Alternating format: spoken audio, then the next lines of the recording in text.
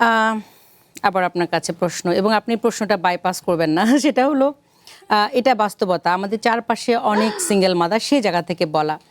আম, একজন single mother তার সন্তানদের নিয়ে যুদ্ধটা কেমন আসলে? নিশ্চয়ই একটা যুদ্ধ আছে।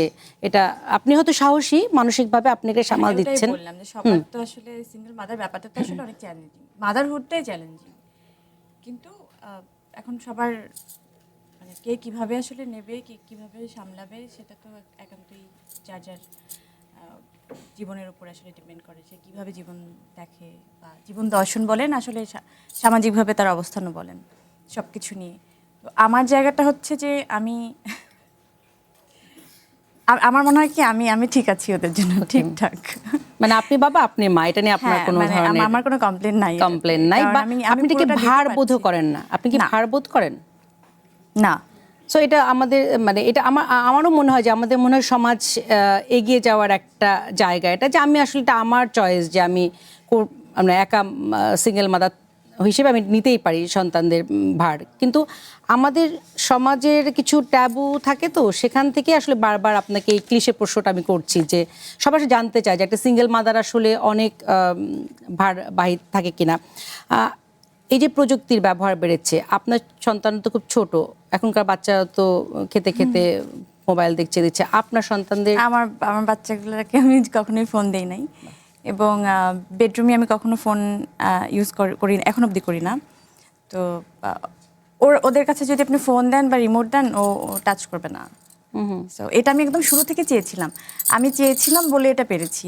মানে এটা খুব, যদিও কঠিন, কিন্তু কঠিন তখন হয় যখন আপনি একদম শুরু থেকে একদম চাইবেন না। আচ্ছা 5 মিনিট দিলাম কি হচ্ছে, 2 মিনিট দিলাম কি হচ্ছে, সবসময় তো আর দিই না। বিশ্বাস করেন, ওই একটুখানির জন্যই ও এই প্র্যাকটিসটার মধ্যে ঢুকে যায়। সো খুবই ইজি যে প্রথম থেকেই ওকে এই প্র্যাকটিসটা না করানো। এবং এটাতে ওরা কি হয়েছে যে ওরা খুব অন্য অ্যাক্টিভিটিসগুলো খুব করে, ওরা খেলনা নিয়ে খেলতে বসে যায়, ওরা এখনই একজন একজনকে পড়ায়। ওকে যখন আমি বড়টাকে যখন আমি শিখাই যে এটা একটা কি ফিশ, ও আবার এই নামটা ওর বোনকে শেখানো ট্রাই করে। তো এইটা না, ফোন দিলে তো ওই একটা জায়গার মধ্যে ও গেড়ে গেল। এবং ওরা কোনো ফোন টোন দেখে খায় না, মানে কোনো টিভি লাগে না ওদের খাওয়ানোর সময়। বড়জনের সময় আমার একটু হয় না যে খাচ্ছে না, কিছু হবে, কি হবে, টিভিটা অন করে আমি তারপরে দেখলাম না, এটা তো অনেক প্যানিক, বাইরে কোথাও গেলে আমি তখন খাওয়াতে পারি না। তারপর আমি আবার এটার পেছনে লেগে পড়লাম। আমার টাইম লেগেছে, প্রায় 5-6 মাসের মতো আমাকে এফোর্ট দিতে হয়েছে। এটা আমারই ভুল ছিল, প্রথম বাচ্চা, আমি অনেক কিছুই বুঝতে পারি না, বা আমাকে ওরকম সাপোর্ট দেওয়ার মতো কেউ ছিল না। আমার বাসায় কোনো মুরব্বি নেই, আমার মা নেই, আমার নানি নেই, মানে ওই ধরনের একজন থাকে না যে মা সুলভ, আমার মা সুলভ কেউ আছে, সে আমাকে শেখাবে, তা তো নেই। তো সব আমাকে ওই হ্যাঁ না, ধাক্কা খেতে খেতে খেতে খেতে আমি অনেক কিছু দেখতাম, অনেক কিছু শিখতাম, অনেক অনেক এটার উপরে অনেক পড়াশোনা করেছি বলতে পারেন।